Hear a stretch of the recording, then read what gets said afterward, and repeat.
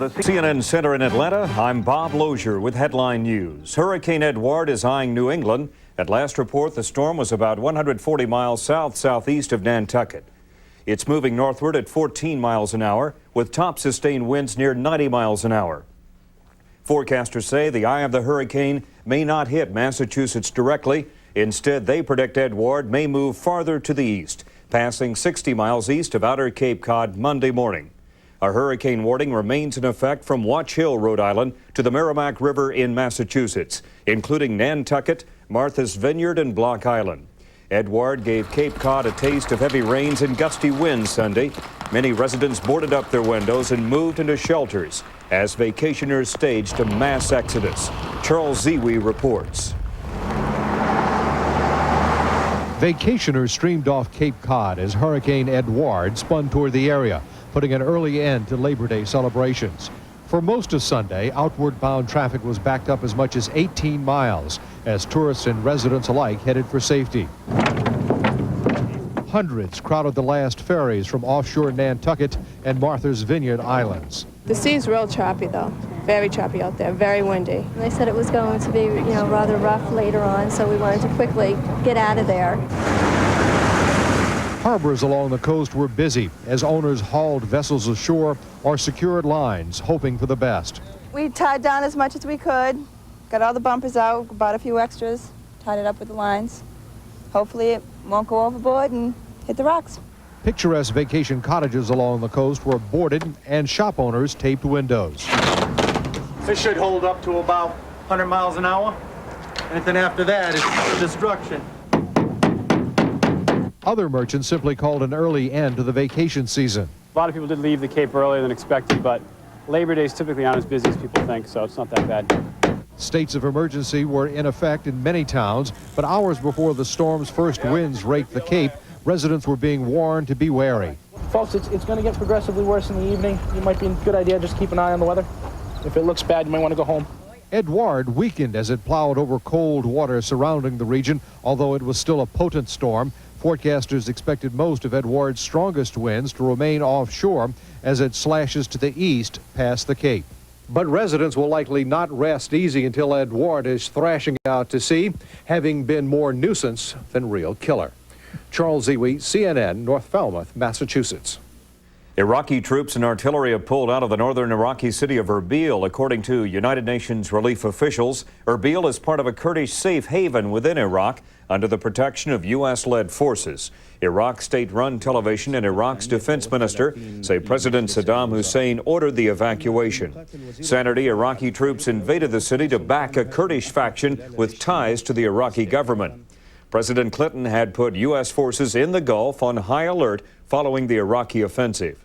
Defense Secretary William Perry held White House meetings on the situation Sunday. The administration says it has been talking with its Gulf War allies on potential responses to that takeover. Secret talks may lead to a meeting this week between Israeli Prime Minister Benjamin Netanyahu and Palestinian President Yasser Arafat. Palestinian sources say that the meeting could occur as early as Monday.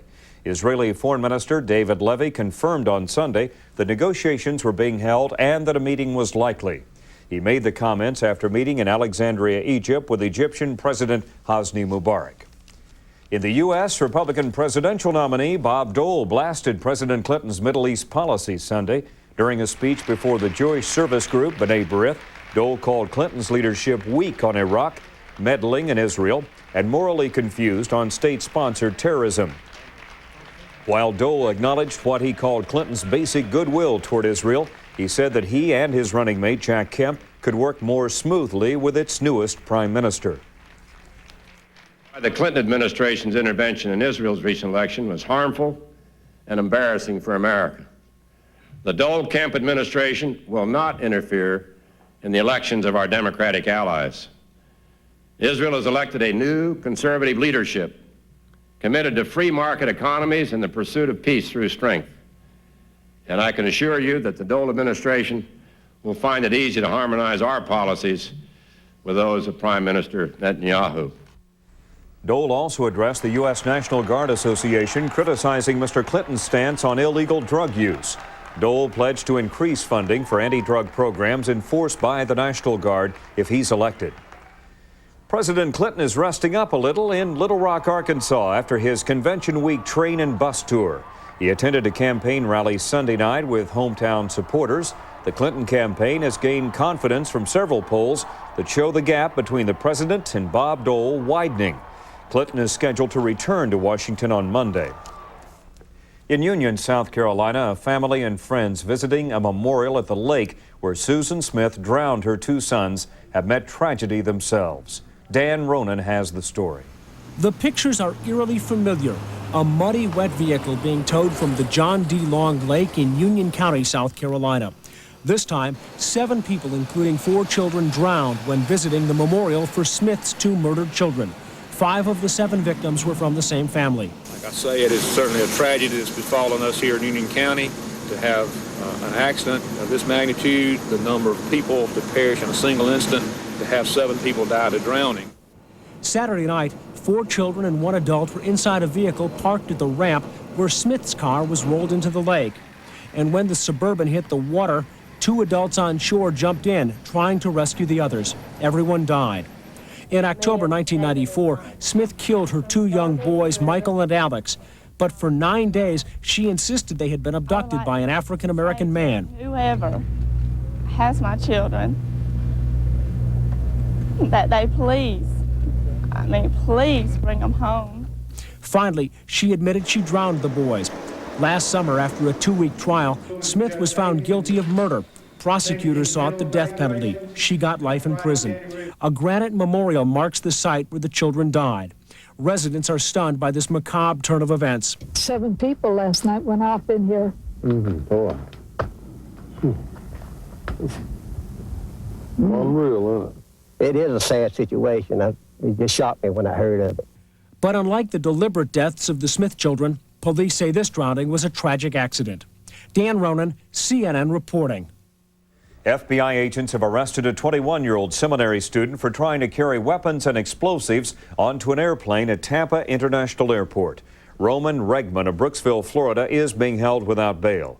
Authorities say that his luggage contained 5 homemade explosive devices, bomb-making materials, 2 hand grenades, a 9mm pistol, ammunition, and 6 military-style knives. Regman is a Romanian citizen attending seminary school near Scranton, Pennsylvania. It's the Labor Day weekend, but out west, officials are putting a damper on one common tradition. Campers are being warned not to hold cookouts as a volatile mix of high temperatures, low humidity, and gusty winds have spawned 32 major fires. In Southern California, residents of the upscale community of San Dimas are breathing a sigh of relief after a fire threatening the area was fully contained. And a wildfire near Yosemite National Park is nearly surrounded. Diminishing winds and cooler temperatures have helped firefighters contain several blazes in Idaho. A fire near a national engineering laboratory in eastern Idaho is expected to be controlled by Monday evening. It has burned 219,000 acres. More problems at Yosemite National Park. Another rock slide has hit a trail there. There have been no reports of injuries and no one has been reported missing. Sunday's slide closed part of the upper Yosemite Falls Trail. A July 10th rock slide in the park killed 1 hiker and injured more than a dozen people. The island nation of Sri Lanka is trying to lure back tourists who have been frightened away by years of sporadic terrorist violence. Anita Pratap has that. Located in the Indian Ocean, Sri Lanka is called the Emerald Isle. It portrays itself as a tropical paradise, blessed with hills, sunshine, and golden beaches. Sri Lanka, nature, beautiful. But terrorism has splattered this teardrop-shaped island nation with blood and scared away tourists. There's obviously a fear now that there could be bomb attacks in Colombo. Assassinations and bomb blasts have marked a 13-year separatist war by the Tamil Tiger guerrillas that has claimed 55,000 lives. This deadly bomb explosion in the heart of the Sri Lankan capital Colombo killed 90 people last January. Since then, tourist inflow has dropped 30%. In July, a bomb explosion in a train killed 70 persons. Now, only 25,000 tourists come to Sri Lanka every month, hurting tourism that was the nation's third largest source of foreign exchange. Earlier, tourists flocked to this handicrafts showroom. There is about a 50% drop of tourists as far as we are concerned. Tour operators regret the decline in tourism. It's completely safe for tourists. And in all these years, we have had no tourist casualties.